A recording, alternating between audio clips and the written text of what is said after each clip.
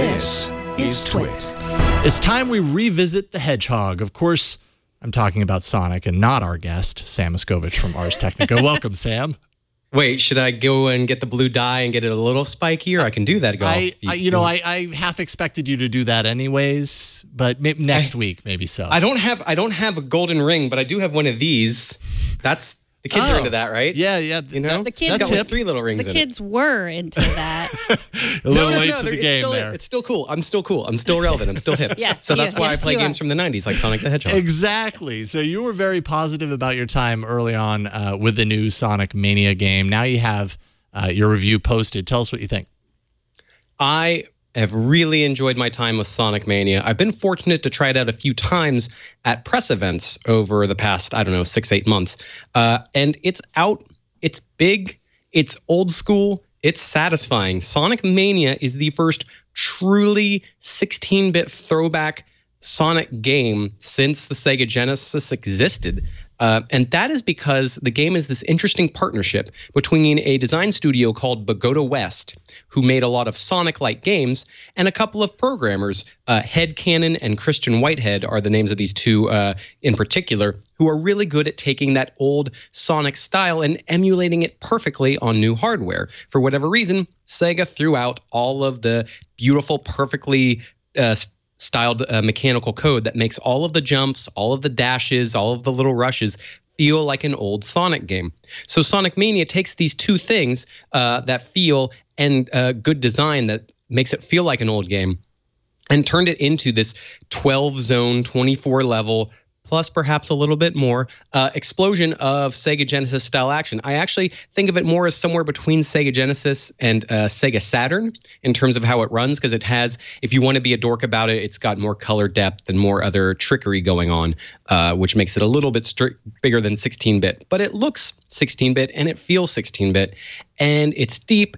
It's fun, and what I love about these Sonic games, the reason that I fall for them, and I'm a Mario guy, there's a bunch of Mario stuff behind me, but what I really like about Sonic is that there's a speed to it in the first go of just this exhilaration of the ability to just blast, but there's also all these little extra paths that you can dig out and find in order to make your runs faster. And that's what's really going on, is you've got this mix of exploration and mastery and speed that I think really does something in terms of playing with that old school platforming mind that nobody else ever came close to nailing. Now, the levels themselves, I mean, some of these are throwback. Are they all throwback to old levels, or have they created new ones? And how do they kind of introduce new elements into those old experiences?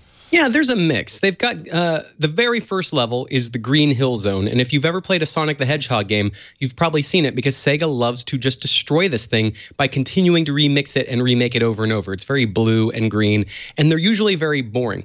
But they almost instantly remix it and turn it around by just adding some very simple tweaks, some little ways of moving around, these zip line patterns where you grab onto a little zip line and go boosh down these little slopes. It doesn't sound like very much, but it's this nice sense of, oh, okay, we're paying homage and we're adding a couple of new things. So all in all, 2/3 of the game is remixes of old levels from Sonic 1, 2, 3, Sonic and Knuckles, which was essentially 4, but not really, and Sonic CD. So these are all Genesis era levels, nothing from any of the other games. And then there's 4 brand new zones, which really do pay homage to the Sonic Spinball era of bouncing around these little flipper pinball style things and other bouncy pads and stuff like that. So the new stuff feels like it could have been ripped from an old level, and the old stuff feels like what the old levels should have been. They're just smarter, they're cooler, they're crazier, they're longer, and they're more intense. And I dig all of those levels.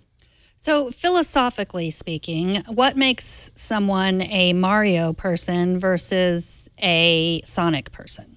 Well, philosophically, that's usually whichever system your parents bought you in 1989. It really, like I'd said, it really does boil down to how you like to run around. I think Sonic games are slower, and they also introduce a lot of single level gimmicks. There's like a certain type of enemy in a Mario level. Yoshi's Island in particular will have this thing where there will be sort of a certain type of enemy or certain kind of move that you just do in one level and then it's gone. And Sonic is a lot more of the control is consistent and it's always just very fast. And you'll have these other little things that come and go, but it's not as much of this thing where it's a level by level, oh, wow, great puzzle, now you're out. It tends to be more of the same. So I think Mario games tend to be more diverse, but Sonic games tend to be more intense.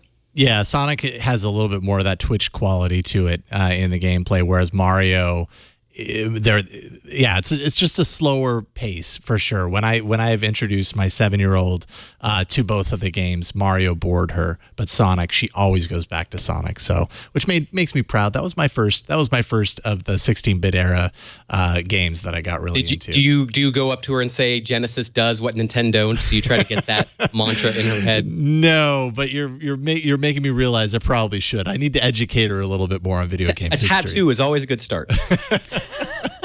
I'll keep that in mind.